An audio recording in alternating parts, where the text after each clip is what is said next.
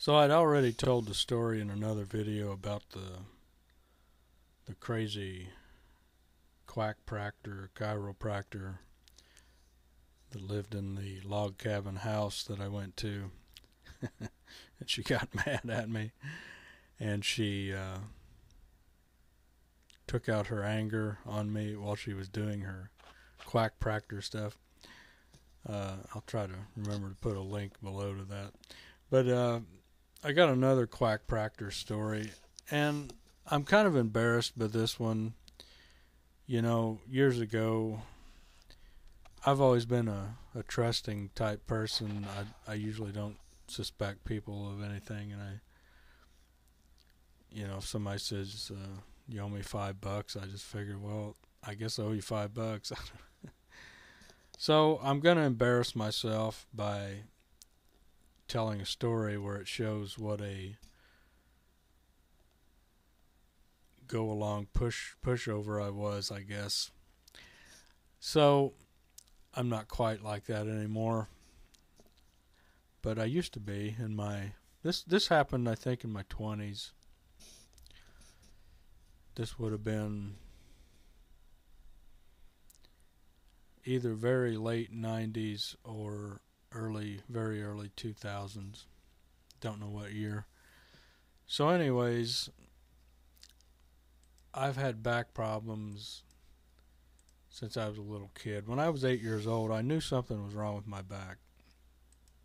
I never let it keep me from doing anything. I did all kind of labor work and lifting and all that stupid stuff that you shouldn't do, and I paid a price for that. But I knew something wrong with my back.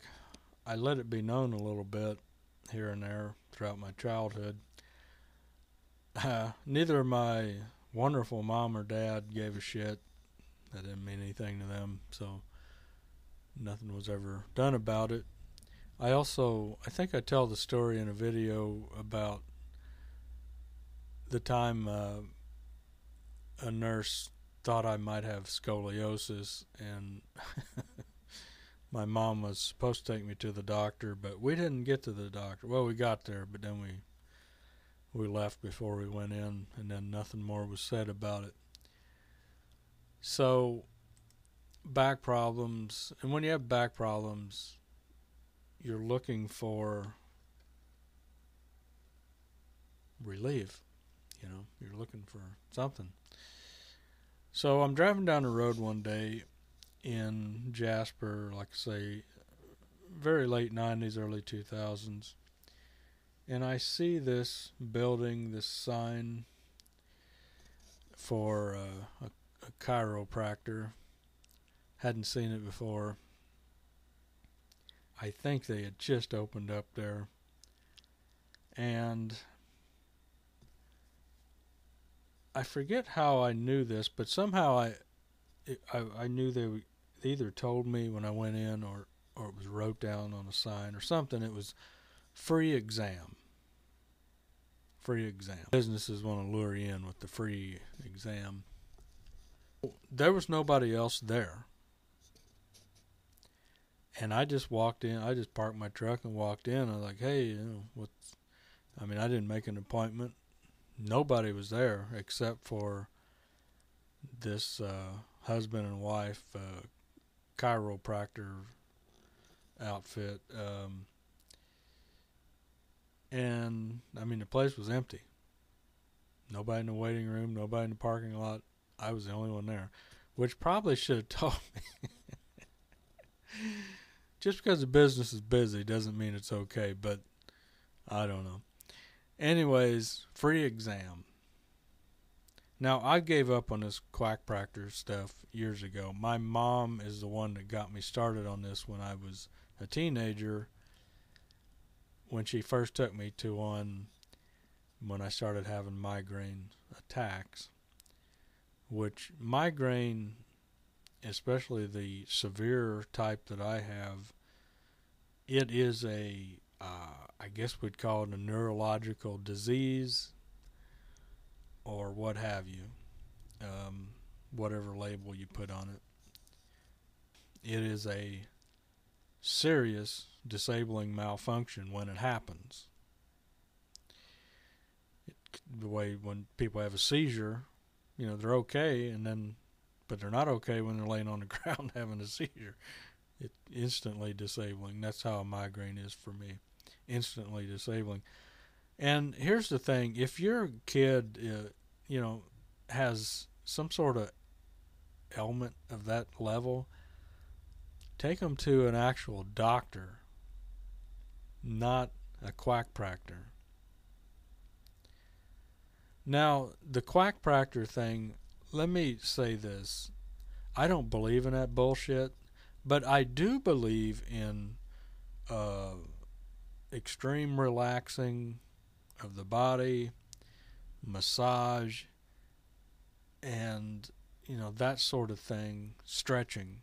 Those three things can be helpful in at least dealing with pain, irritation, cramping up, and what have you, and maybe keep you from getting hurt when you do stuff. Those three things are good, but you don't get those things when you go to a quackpractor. All you get is lay down here, do some stupid shit, and 5 minutes later, okay, that'll be $100. That's all you get. They don't take the time to let's have you relax, let's do stretching, massage. That would take time. Well, they want to get the next guy in there for his $100. They got to run you through. You're like cattle through a chute, so they can rack up that register. Okay, so I think the trip to the crazy woman in the cabin, I think that was the last time I went to a quackpractor, but this must have been about the second to last. I don't know which one was the last for sure. This one or the crazy woman in the cabin. But either way, these were both probably around the same time, give or take a few years. And I think I've not gone to any since. I've given up on this nonsense. So here's what happened. I pull in. It might have been on a sign, free exam or something like that. So I go in and they're both there, the husband and the wife. And like, yeah, sure, come on back. So we go to the back of the building, and it's me and the guy, and he's sitting there, and I'm sitting on the table, and he's sitting in a chair, and I guess he was asking me what was going on or something like that. And of course he has to do this thing where, you got a problem, and I got the cure. Because that's how I get your money. I mean, well, right off the bat, he very quickly tried to sell me a pillow, one of those foam pillows, for $90. Now, I don't know if the foam market went nuts, but $90 for a piece of foam, that's quite a profit margin, I would guess. Well, I didn't say much. I didn't go for it. I didn't say, yeah, sure, give me one of those. Now, let me tell you my financial situation at that time. I didn't have any money. For various reasons, I had no money. Mostly health reasons. And when I did get some money in my pocket, it was kind of important because you got to go to that grocery store, So I had about $180 in my billfold. Now, I'm going to embarrass the shit out of myself. People might say, you stupid asshole, you dipshit. Okay, whatever. But, I was kind of like deer in the headlights, Gomer Pyle, Forrest Gump, you name it.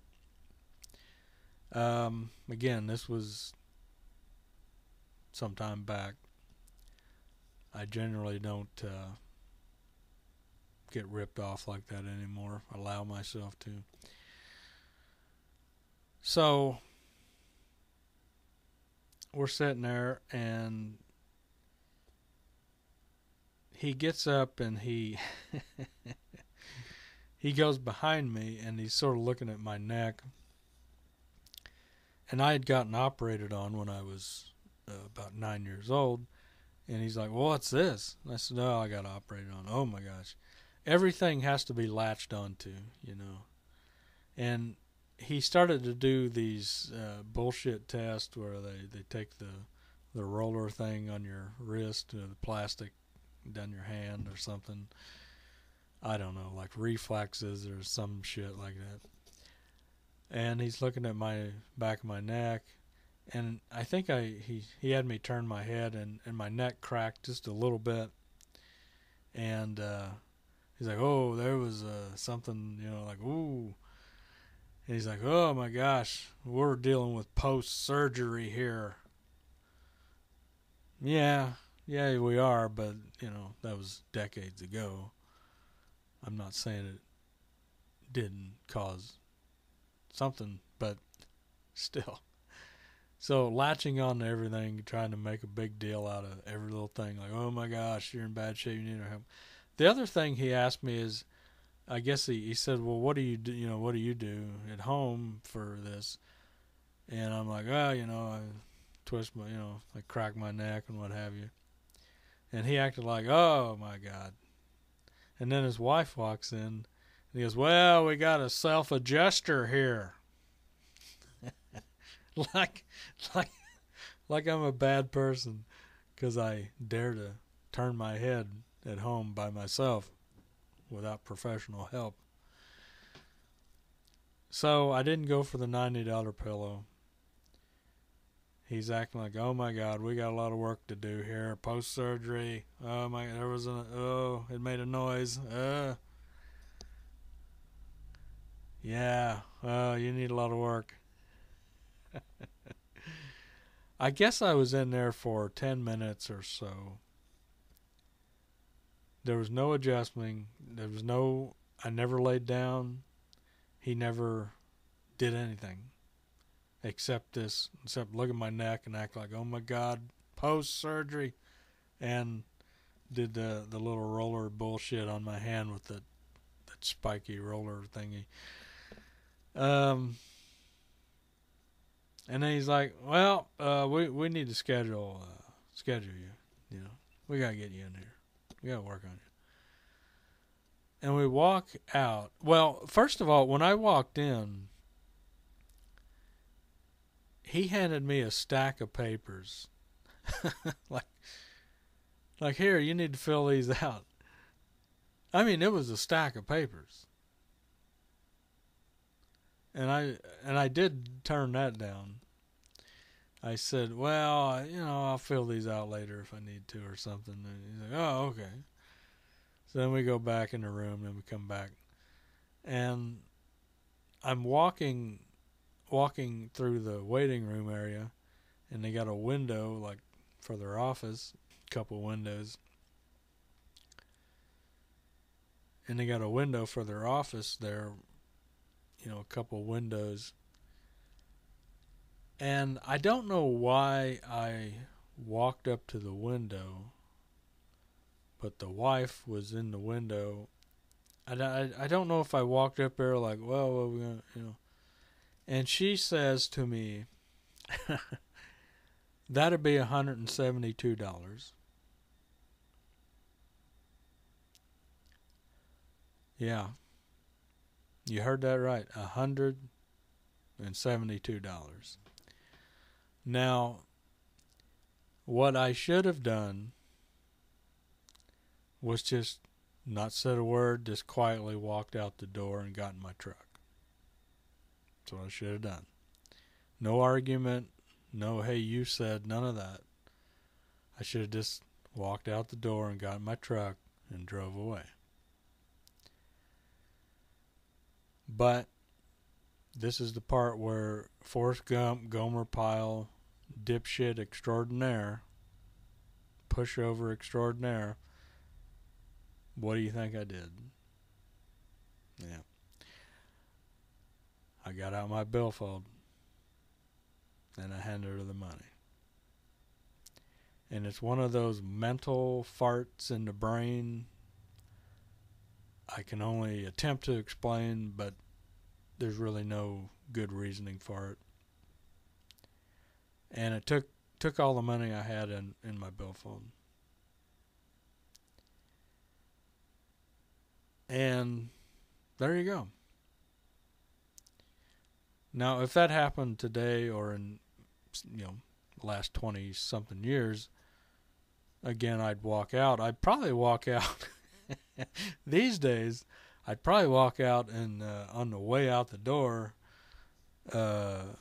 read you the riot act with plenty of 4-letter words as I go out to my truck. But at that time, yep, I was the king of pushovers in that moment, especially. So I went home, and I'm telling you, I didn't buy the pillow. I didn't get a pillow. I got nothing.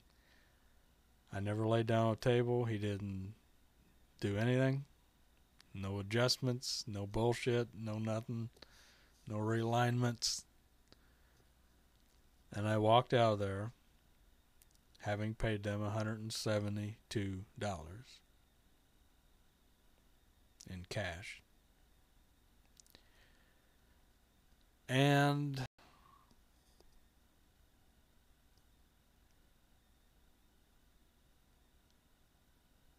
I was at home, and I didn't schedule an appointment. I think they were like, oh, well, let's get you in the book. And I'm like, yeah, no, I gotta, whatever. So I leave, and I'm sitting at home. I don't know if it was a few days later or a week later. And Toby calls me on the phone. Hey, yeah, we need to get you scheduled. We need to get you in here. We need to make an appointment. I'm like, I don't know about all that, Well, what's the problem? Money, Oh, you got money problems? Yeah, I got money problems after I met you. That's what I should have said. So, I can't remember for sure. I think he called me 1 or 2 more times in the next 2 weeks, trying to hustle me into making an appointment. Now, I guess they thought, here, we got a real dipshit on the line. We got a dipshit on the hook. Let's reel him in. Either that or they were horrendously desperate to pay the rent and were fishing for anybody they can get to walk in the door with some money. But either way, that's a ripoff. You can say that I was a total dipshit for paying it, and I was. But the point is, that's a business. Their name's on the sign, and that's how they behaved. That's how they conducted themselves. And that is extremely unethical. I did something stupid. I didn't do anything unethical. So there you go. That's one of my other quack practice stories from DuBois County, Indiana. Yeah.